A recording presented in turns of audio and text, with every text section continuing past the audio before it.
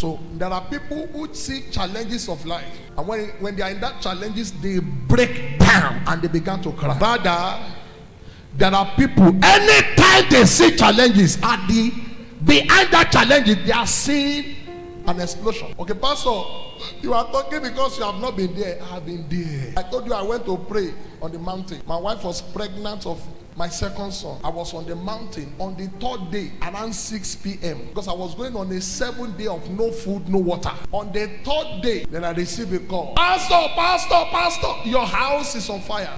Whatever me that is help me to kill the fire. They said you can't kill it. The fire has engulfed everywhere. Break my door and bring something. Say there is nothing we can bring. Nobody can access that place. And is that kind of a house that you cannot even take your car. You can't even park in front of the house. You know those kind of ghetto house. I don't suffer. I'm not joking. That house, 2 people cannot walk. When somebody is coming, the road to our own house. When somebody is coming, you have to wait for the person. So 2 people cannot pass at the same time.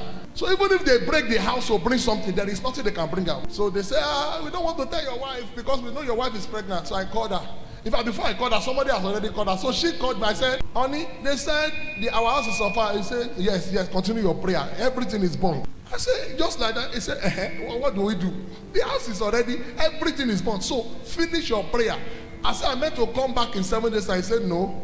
He said, continue your prayer and finish it. I said, no, be me and you. So I entered vehicle that day. That time there was no car. I don't have a car. But I would travel 7 hours journey to go and pray. So this thing did not start today. I was in Ede that day. So I entered public transport straight. I said I need to come and see her because of her condition. We slept in the church that night. But when I entered the house, some Muslims and some men around, the house was already, so we are still seeing the smoke. So they followed me inside the house. And when I saw everything I have labored for in life burnt, I began to dance inside the fire. And one of them said, you need to go Silori. Said the thing has entered their head. I said, no, it didn't enter my head. I said, I know what I'm doing. I said, because I know behind this there is a breakthrough. And can I shock you? That was the first time I was privileged to stand before Dr. D.K. Olukoya. When I met my father that day, he looked at me. That was there are many pastors that he does not see. He doesn't know them. So I'm one of those pastors that he doesn't know. So the person who happens to be the leader, my leader, told him, he said, this guy is one of the very effective guy. He said, man of God, they say your house burned. I said, yes, sir. They said, what do you want? I said, sir, anything you give me. And I heard that he said to my guy there, he said, give him everything he needs. The man asked the question again and again. He said, give him everything he needs.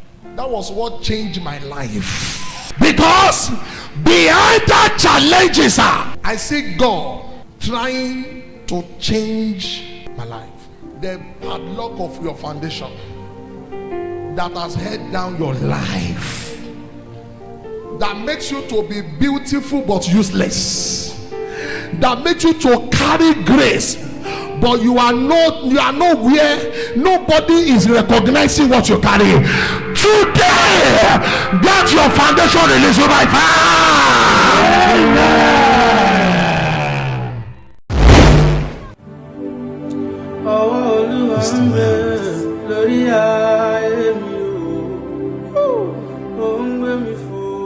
Yes, Lord.